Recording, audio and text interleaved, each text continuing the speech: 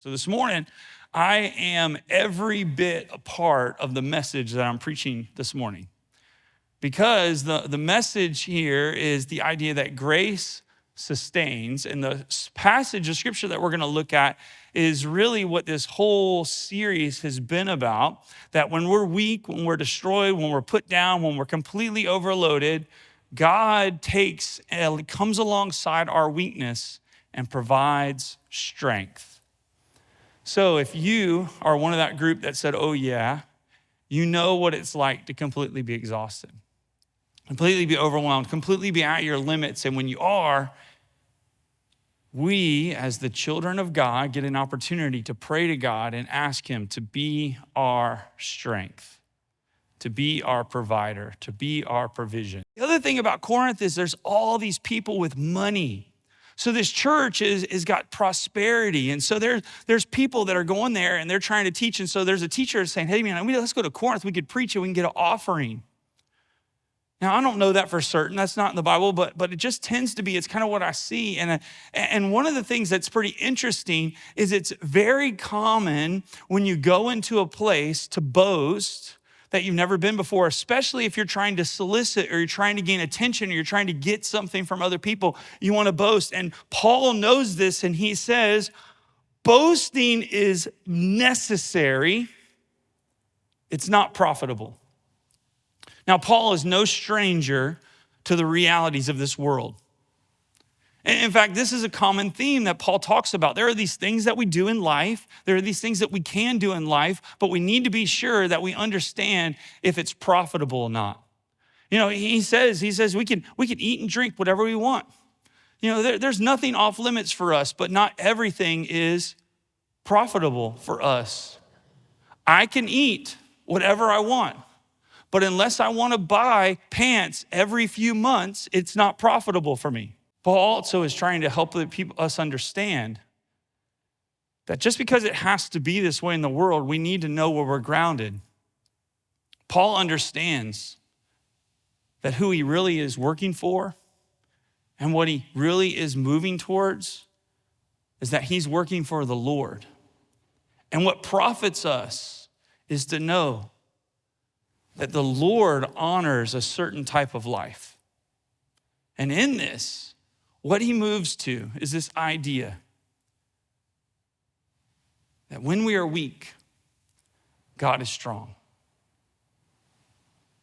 What I think conversely is said there is when we are in our strength, we can get to the point, if we're not careful, that we don't need God.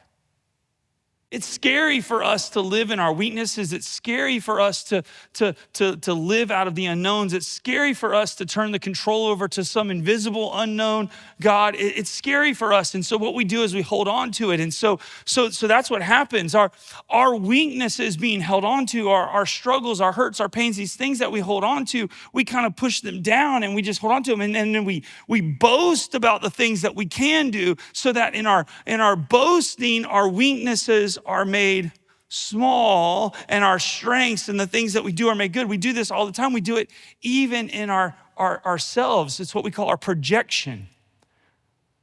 We all know right before we go to bed at night, those small voices are in the midst of our struggles. We know what's on inside that's decaying and dying. We know the struggles and the anxieties and the insecurities, and we know them.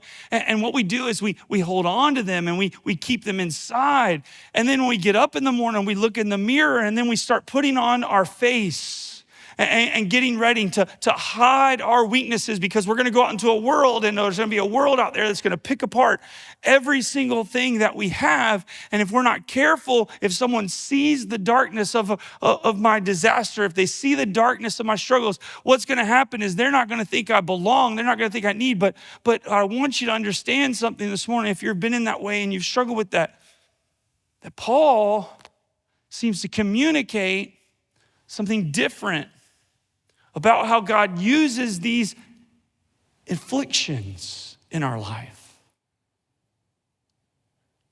So I want to move there. But I don't want to move there until you understand that I get it. This is Paul's testimony. This is Paul's story. Therefore, since I would not exalt myself, a thorn in the flesh was given to me, a messenger of Satan to torment me so that I would not exalt myself. So you see there's something that's important, a thorn in the flesh, so something that is hampering his body. A lot of speculation to what that is. I do not care, because what I've learned is that your thorn and my thorn are not the same, and it doesn't matter what Paul's thorn was. It matters what he does about it. A thorn in the flesh was given to me. He classifies that as a messenger of Satan to torment me. So he saw direct evil intentions of this sword, this thorn, this thing that was stabbing him. And then he said, so that I would not exalt myself. Boasting is necessary, it's not profitable.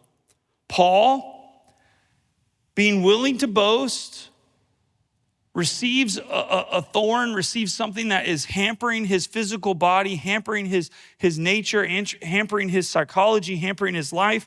It's there. And the intention of that, what he has wrestled with as he's been praying about this, as he's been praying for this, as he's been investigating it, as he's been seeking the Lord in this, what he reasoned is that this was given to him so that he would not exalt himself. What thorn in the flesh do you have? What do you have? Do you have anxiety? Do you have high blood pressure? Do you have a weakness for ice cream?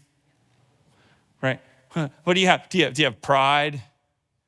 Do you have a secret sin that you don't say? Do you have an addiction that you struggle with? Do you have a certain person in your life that every time you come around you, every time they start to talk, you're just like, right? Like, what do you got? What do you got? What's there? What's that thorn in the flesh? You know what I'm talking about? That thorn, that thing that like sticks in and you can't get the tweezers on it and it's just annoying you and you're thinking about it all the time. And it's just right there. What is that? What do you have in your life that you wish if God would remove it, you could be more successful with who he's made you to be? Ooh, hallelujah, that's what I want. Release me, Lord. I hope that you've been praying about it. I hope that you're continually praying about it. I hope that you're exalting it, because this is what Paul does. In verse 8, it says, concerning this, that thorn in the flesh that he believes God's given him not to exalt himself, concerning this, I pleaded with the Lord 3 times that it would leave me.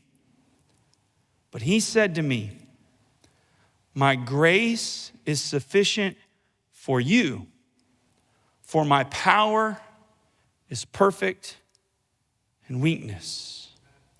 My grace is sufficient for you, for my power is perfected in weakness.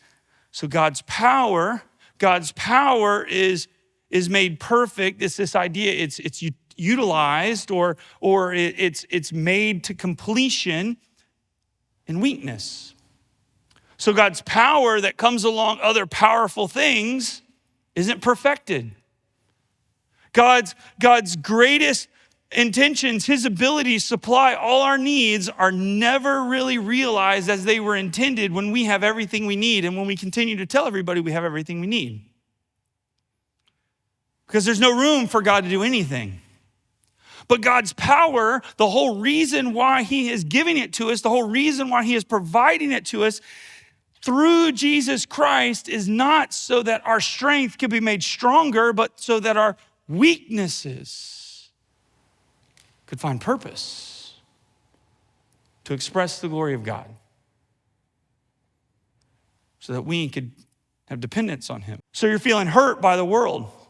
You're feeling lost because you lost the person that you love and you don't feel complete anymore. You're feeling abandoned by your corporation. You're feeling struck down and you're feeling just tormented. And you remember that list that we have that at the very beginning that Paul says all these things are coming down to us and they're stressing us and they're impacting us, but I'm not crushed, I'm not burdened, I'm not overwhelmed, I'm not killed, I'm not destroyed.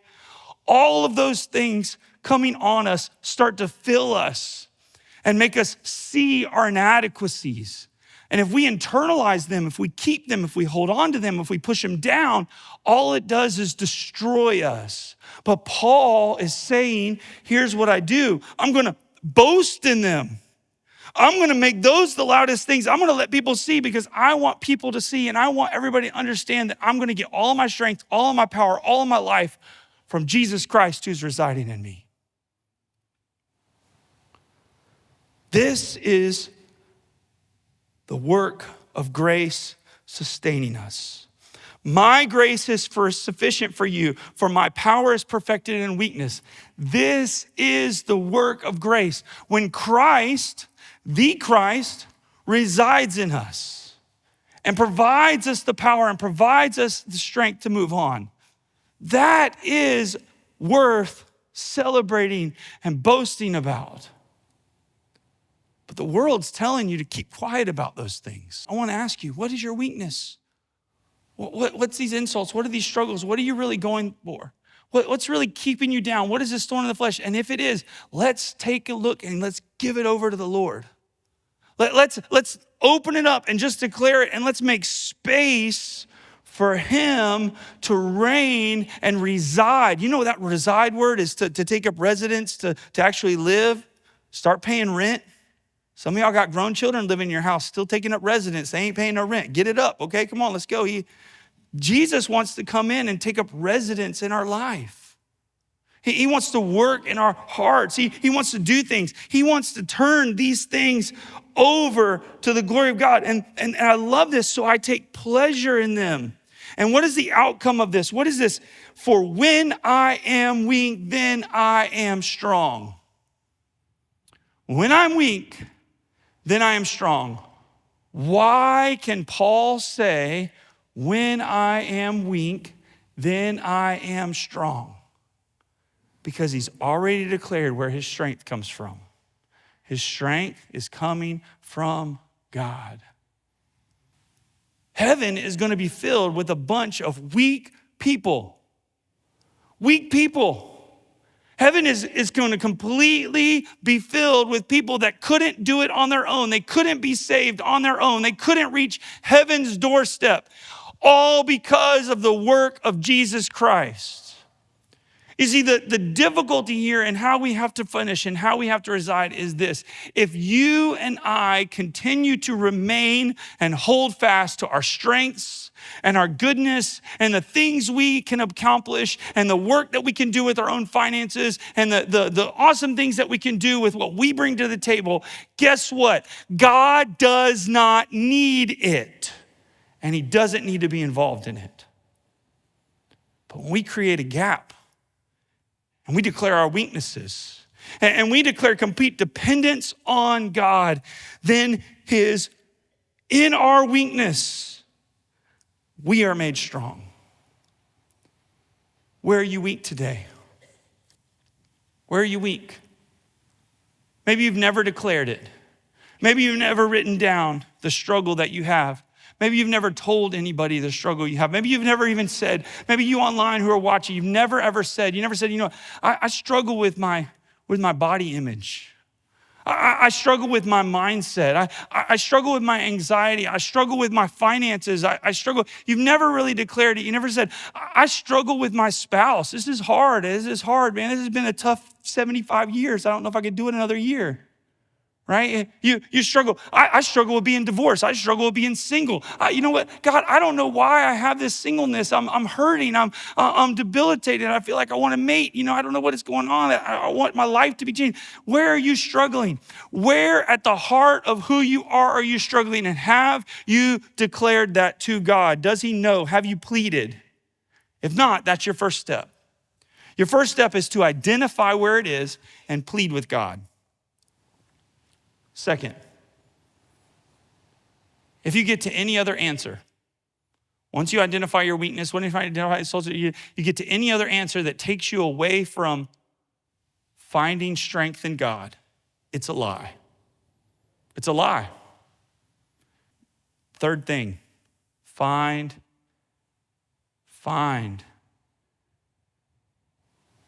yourself in Jesus. Find yourself in Jesus. And the last thing is tell it to your community. Tell it to your community. This weekend we called it the crew. Tell it to your crew. Tell it to your entourage, your posse, whatever age you are, your ponderosa, whatever you got, right? Tell it to whatever you have. Make sure they understand. If you have a significant other, a person in your life that you confide in, maybe it's a spouse, maybe it's a close friend, tell it to them. Let them know that you are struggling with this weakness and God is helping you to find grace and strength in him. And then, as you do that, I promise you'll find victory. I promise you'll find contentment. You'll find peace. You will find that God's power is perfected in your weakness.